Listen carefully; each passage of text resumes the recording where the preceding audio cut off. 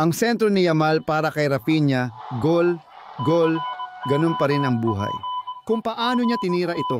At ito ay sa kanang poste, ayon sa posisyon ng goalkeeper na si Rafael Diaz.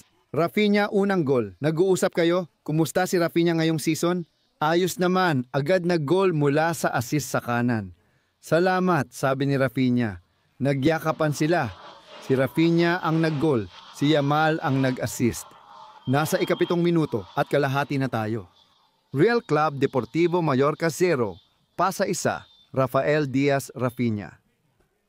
Tara na sa ikalawang gol, tara sa kontrobersya, tingnan natin ito.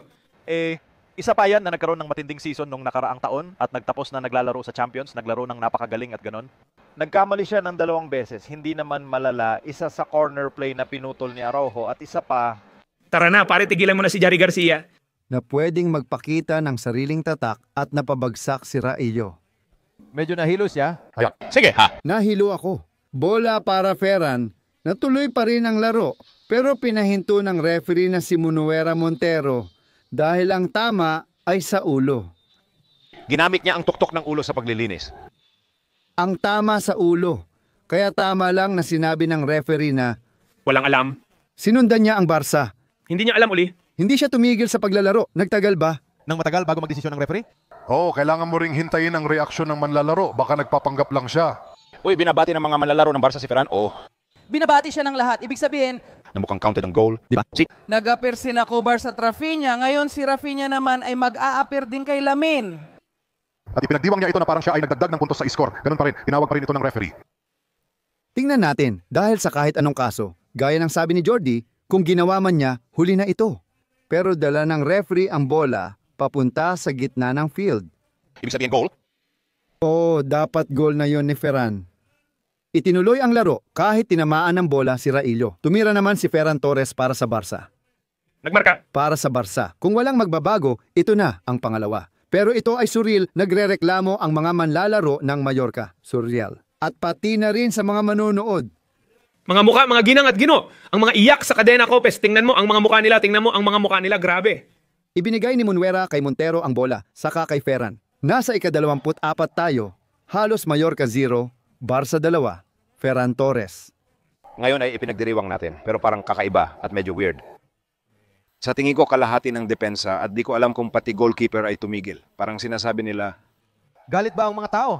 pero siyempre kung hindi pa tumunog ang pito ng referee, Dilaw na card. Mulanes? Dahil sa sitwasyon, mas mainam para sa referee na patunugin ang pito para di na tumira ang Barca player. Kung hindi, obligado ba siyang mag-goal?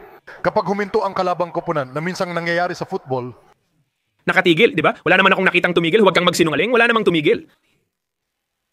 At pumunta siya sa bench ng Mallorca. Papunta kay Yago Barasate na galit na galit.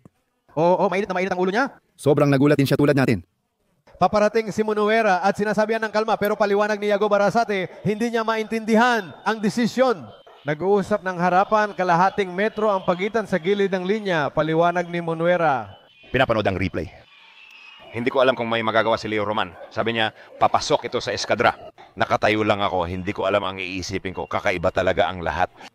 Una, yung referee. Kung nakita mong gumamit ng ulo sa pag-clear ang isang tao, Paano gamitin ang korona ng ulo? Anak, ito ang korona ng ulo, di ba? Kung sa noo tinamaan, paano naging korona ng ulo? Talagang hindi natin alam eh. Grabe talaga. pwede kang mahilo dyan o kaya magkaroon ng pilay sa leeg. Pwede talaga, Diyos ko, o kahit magalit ka ng todo. Imbes na pumunta sa ibang direksyon, lumapit yung referee kay Raillo dahil nag-aalala siya sa tama sa ulo nito. dapat tumunog na lang ng pito ang referee para matapos ang problema. Isang beses. Kapag hindi siya tumunog ng pito, hindi na niya pwedeng itama. Kailangan na niyang ibigay ang goal dahil hindi siya tumunog ng pito.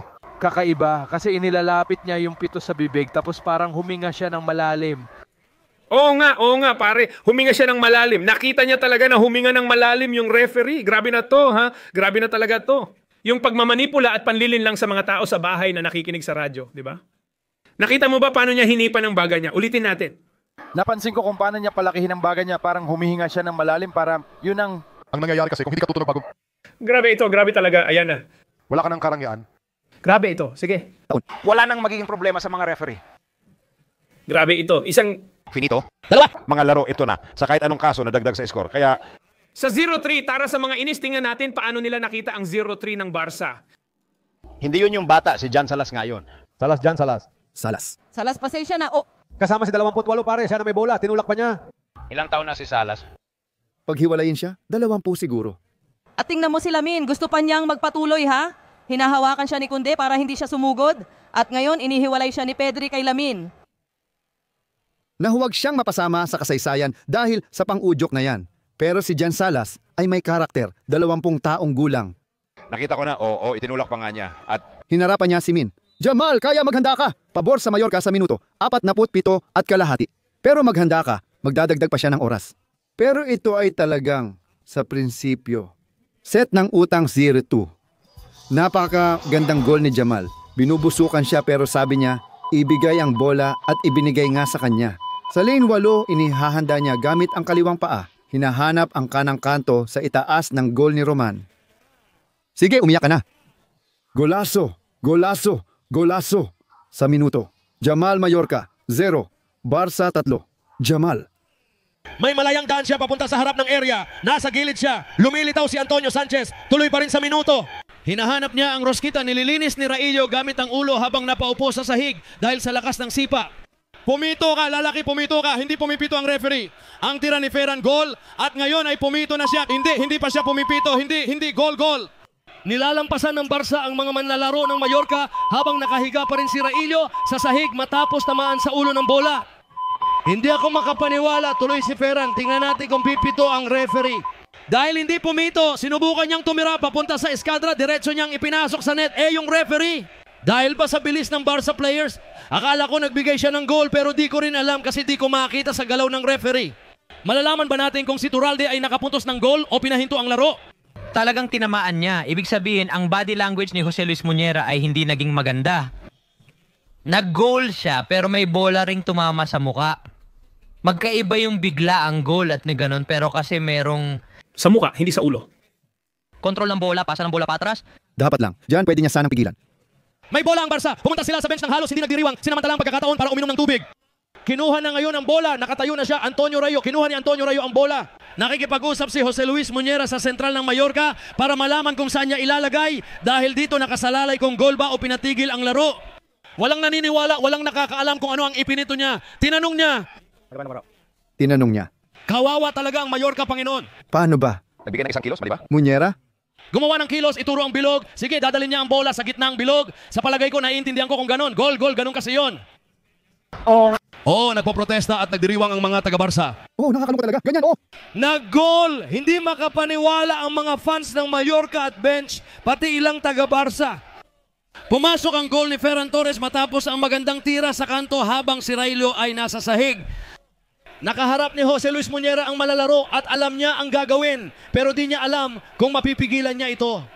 Papunta na si Jose Luis Muñera kina Arrasate, nagulat sa kanyang nakita. Ang Barca, inuulit ko, halos hindi nagdiwang sa magandang goal ni Ferran Torres sa kanto. Una ng pating pero may kaunting kaba. Nag-uusap ngayon sina Erando Muñera at Iago Arrasate, hindi makapaniwala sa nakita sa scoreboard.